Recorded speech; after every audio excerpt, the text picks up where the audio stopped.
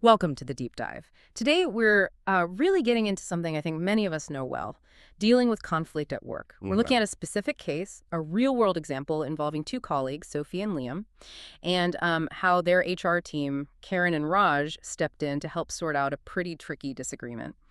Our goal here, our mission for this deep dive, is to pull out practical communication strategies, real resolution techniques from this, so you, the listener, walk away with, well, basically a toolkit for handling those tough conversations yourself. That's exactly it. We're not just looking at what happened. We really want to unpack how the language they used, the approach they took, actually shaped the final outcome. You'll see how, seemingly small choices in words can make a huge difference by the end. Okay, so let's set the scene. It all kicks off in a team meeting. Things get heated during a discussion about a project timeline. Sophie's presenting her idea, something she's worked on. And from her point of view, Liam just keeps jumping in, cutting her off. She felt, well, completely interrupted and frankly disrespected. Yeah, and it's fascinating, isn't it, how the same event can look so different depending on where you stand.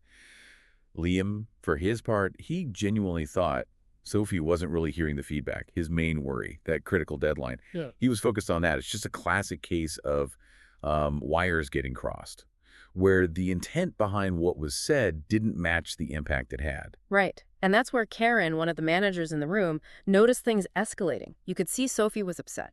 Karen knew right away this wasn't something they could just, sweep under the rug. So she flagged Raj from HR pretty quickly, and they both agreed, like, instantly, that they needed to step in. This could really damage team morale if they let it fester. And this brings up, well, a really key point for anyone handling conflict, right? What do you actually do first? What's the immediate game plan when you see something like this unfolding? Well, their first thought was pretty smart, wasn't it? Let's talk to Sophie and Liam separately. Hear them out individually first. Then, only then, bring them together. Exactly, because just throwing them back into a room together straight away, that can often just make things blow up even more. Karen and Raj, they specifically talked about needing a constructive and neutral approach right from the get-go. That really sets the tone, doesn't it? It ensures things feel fair, stops anyone feeling like they're being teamed up on. Yeah, absolutely. And one thing I found really interesting in the source material was just how deliberate they were with their language. Can you talk a bit about how they used modal verbs, for instance, words like might or could? How did that shape things early on? Oh, absolutely. That's a fantastic point.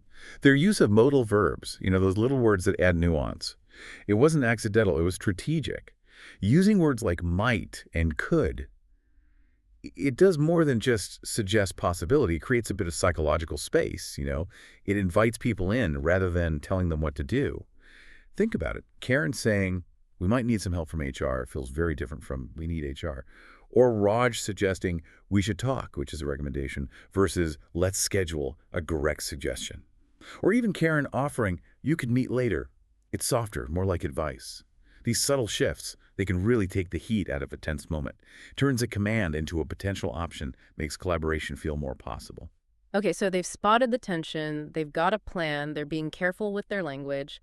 The next step is those individual conversations. Let's start with Karen talking to Liam. How did that go? Well, Liam admitted, yeah, things got a bit intense. He acknowledged that. But he was also quick to say, I didn't mean to dismiss her.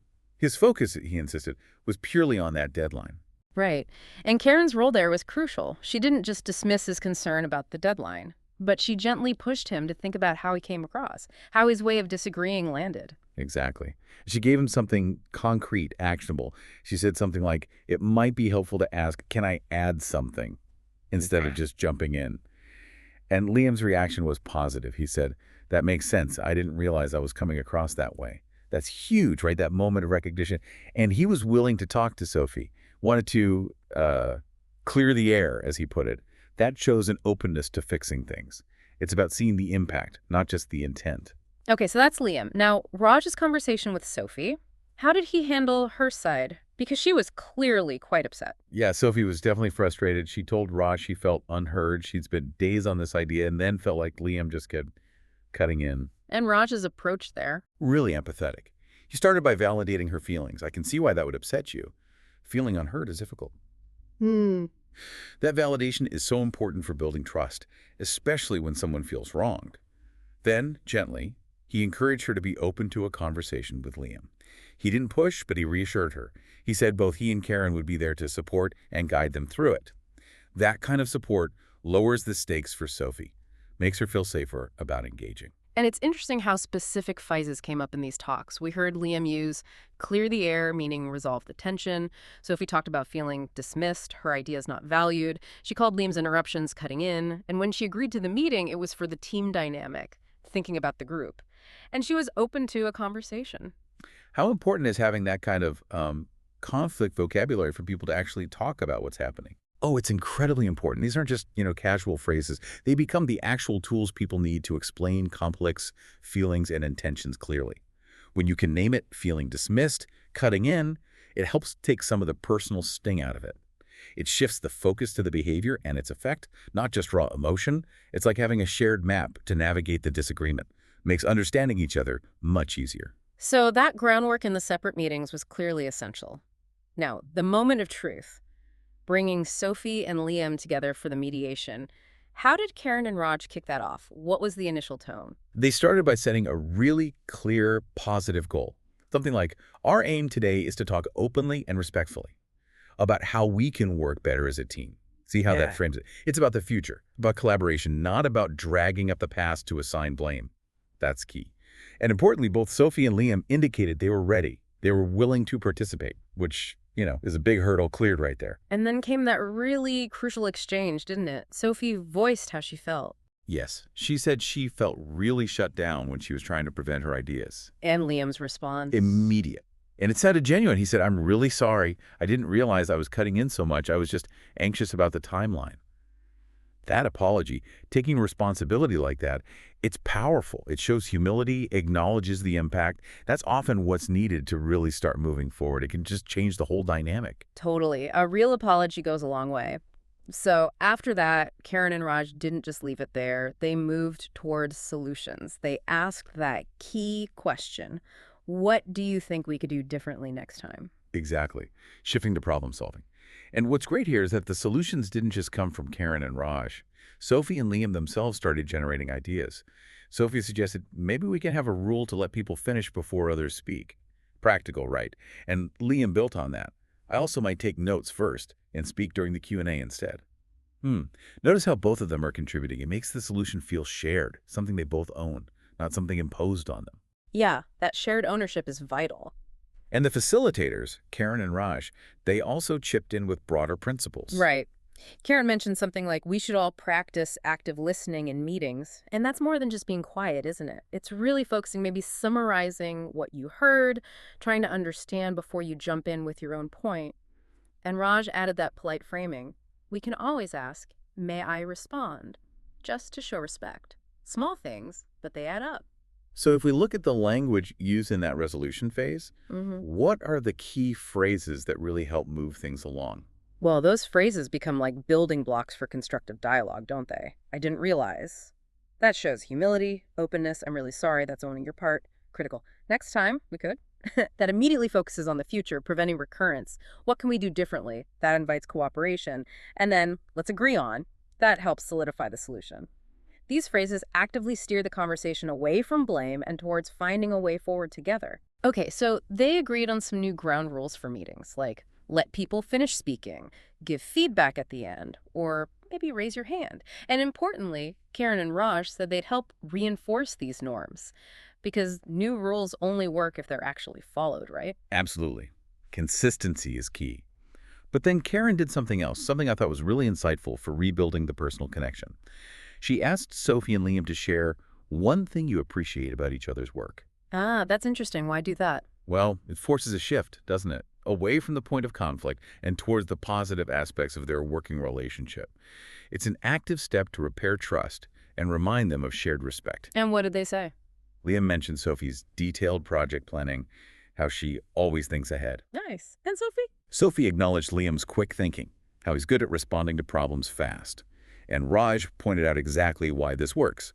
Positive reinforcement helps rebuild trust. It's not just about stopping the negative. It's about actively building the positive backup. And you see those modal verbs, again, framing suggestions for these new norms. We should listen first. We can agree on. Still guiding, still collaborative. So let's jump forward a week. Karen and Raj check in. What was the result? Did it stick? Apparently, yes. The feedback was really positive, meetings were running much smoother, people felt things were more respectful, and interestingly, it wasn't just Sophie and Liam. Other team members seemed to be showing more patience too. That's the ripple effect, isn't it? Sometimes addressing one specific conflict well can actually improve the whole team's dynamic. It really can. It sends a message that communication and respect matter. It demonstrates how to handle disagreements constructively. As the saying goes, sometimes small changes make a big difference. Hmm. Addressing that one friction point seemed to sort of recalibrate things for the wider team. Have you seen that happen elsewhere, where fixing one thing lifts the whole boat? Definitely. It sets a new standard, a new expectation, and it shows that these issues can be resolved productively. And Karen and Raj are thinking ahead too, right? They're not just stopping here. No, they're being proactive, thinking about maybe offering a communication workshop for the whole team, and also considering ways to get anonymous feedback regularly just to keep those lines of communication open and catch things early. Which brings us back to that core idea Raj mentioned. Right. His point that conflict is a normal part of work, but it must be managed well, it really reframes conflict, doesn't it? It's not necessarily a sign that things are broken. It can actually be an opportunity, a chance to learn, improve processes, strengthen relationships if you handle it the right way. Okay, so let's try and condense this into a practical toolkit for you, the listener. Based on this case, what are some key expressions you can use? Well, for starting a tough conversation, think about "we should address this if it's urgent," or the softer "could we talk" as an invitation. For reflecting, maybe "I might have misunderstood." To work together, let's find a solution. And that gentle approach, would you be open to? Exactly. These are tools. And add to that list. I understand how you feel. Crucial for empathy. How can we prevent this? Gets you into problem-solving mode. Simple agreement. That makes sense. And for wrapping up, we can agree on next steps. Using these phrases deliberately helps keep the dialogue constructive and focused on resolution. And let's not forget the concrete tips we saw Karen and Raj use. 1. Stay calm, stay neutral. 2. Ask open-ended questions, get the full picture. 3. Use those modal verbs might, could, should to stay polite and create space. 4. Focus on the behavior, what happened, not on someone's personality. And 5. Collaborate on the solutions, make it a joint effort. And maybe 3 big principles to keep in mind overall. First, conflict isn't inherently bad. It really can be a chance to grow if you lean into it constructively. Second, language is incredibly powerful. How you say something matters just as much, maybe even more, than what you say. And third, follow up. Don't just resolve it and forget it. Checking in helps make sure the changes stick and trust is rebuilt. Right. And that wraps up our deep dive on navigating workplace conflict. Hopefully, after hearing about Sophie, Liam, Karen, and Raj, you feel a bit more equipped, maybe more confident in handling these situations yourself. Yeah, we really hope so. And maybe take a moment to think about your own experiences. Here's a thought to leave you with. How might getting better at navigating conflict not just solve problems, but actually end up strengthening your team's relationships and maybe even boosting creativity and innovation? That's a great question to ponder. If you found this useful, please do subscribe and maybe share this deep dive with a colleague or friend who might find it helpful too. Absolutely. Until next time, keep learning, keep listening. Remember that becoming skilled at communication, especially during conflict, is something that really pays off across your whole professional life.